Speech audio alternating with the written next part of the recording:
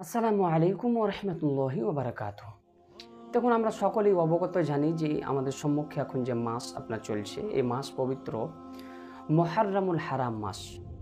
আল্লাহ পাক রব্বুল আলামিনের কাছে দোয়া করি, আল্লাহ যেন আমাদেরকে সকলকে এই মাসে নফল রোজা, নফল নামাজ ও আরও ইত্যাদি যে ইবাদতগুলো আছে নফল, সেগুলো যেন করার তৌফিক দান করে এবং হারাম নাজায়েজ কাজ যেগুলো, সেই কাজ থেকে যেন আমাদেরকে দূরে থাকার তৌফিক দান করে।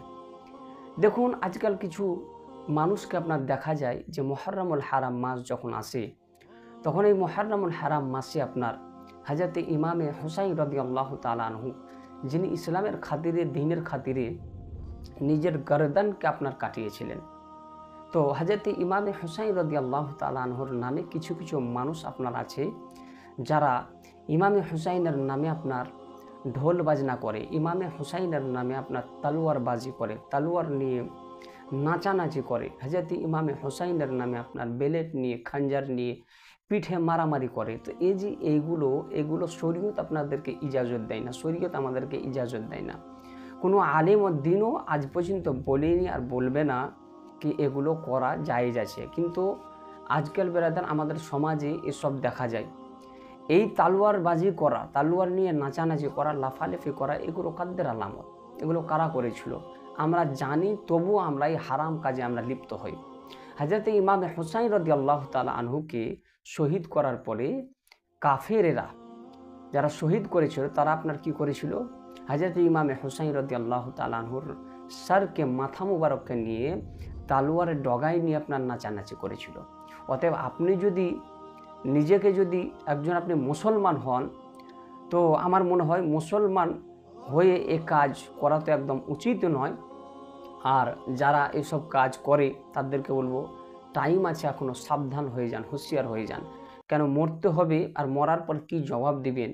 হযরত ইমাম হুসাইন রাদিয়াল্লাহু তাআলা আনহু, যিনি দ্বীনের খাতির, ইসলামের খাতির নিজের গর্দানকে কাটিয়েছেন, আর আপনি একজন মুসলমান হয়ে আপনি যে নফল ইবাদতগুলোকে ছেড়ে আপনি এই তালোয়ারবাজি করা, এই নাচানাচি, লাফালাফি করা, এগুলো আমাদের মুসলমান হয়ে এগুলো করা একদম উচিত নয়।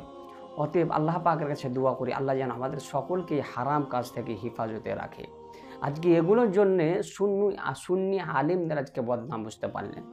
আজকে সুন্নি আলেমদের বদনাম। জি, অনেকে বলে থাকে যারা দেওবন্দি, ওয়াহাবি, লামজাবি যারা, তারা সুযোগ পায় কে সুন্নি মৌলবীরা এগুলো করতে বলছে, কিন্তু কোনো আলেম দিন আজ পর্যন্ত বলেনি আর বলবেও না।